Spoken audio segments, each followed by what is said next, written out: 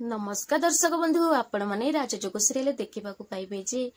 दिया कहे कि आयन जेहेतु तुम शीघ्र जीवन बंचीच तेणु शीत को कौन शास्ति दिहब से कथा तुम ही डिसाइड कर। हाँ दर्शक बंधु यापर आयन कहे कि देख शीत तू सतरे सुधरी जाइचु कि नहीं से कथा मु जाने किंतु मु एतिकी जानी जे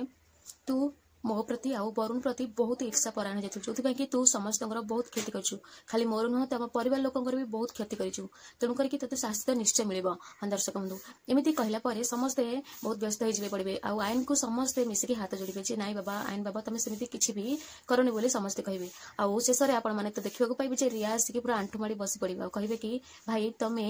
मोर देढ़शुर खाली नुह तुम मोर भिणी आउ तुम शीत पाई ना हेले ए मो पेटे थिबा छुआ पाई थरे भाव।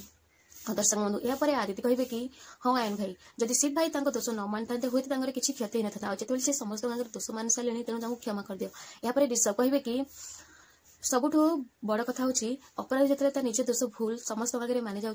किसी बड़ कथा नहीं। दर्शक बंधु यापर समस्त एमती कहवा द्वारा आयन ये सब शुणला से शीत पाखक जी आउ शीत को कहे कि देख मुझे ये बंचाई कि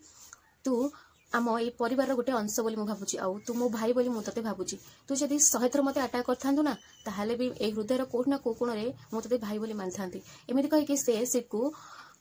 हक कर पकेबे। हाँ दर्शक बंधु यापर शीत कांदी पकेबे। हाँ दर्शक बंधु आपण मैंने कौन भावुंट सतरे कौन शीत बदल जापर बहुत खुशी हो समस्ते आउ बलवंत राय बाबू कहे कि चल ए समस्त पार्टी करवा आउ मत लगुच मो परिवार गोटे हो जाए संपूर्ण परिवार होती खुशी समस्त नाच गीत करने चली। हाँ दर्शक बंधु आपण मानक लगुच शीत सतरे बदल जाए आउ शीत सहित थी सोना ऋषभ एम समस्त सतरे बदल जाइए आपको कौन लगुच से सुधरी आईन आउ दिया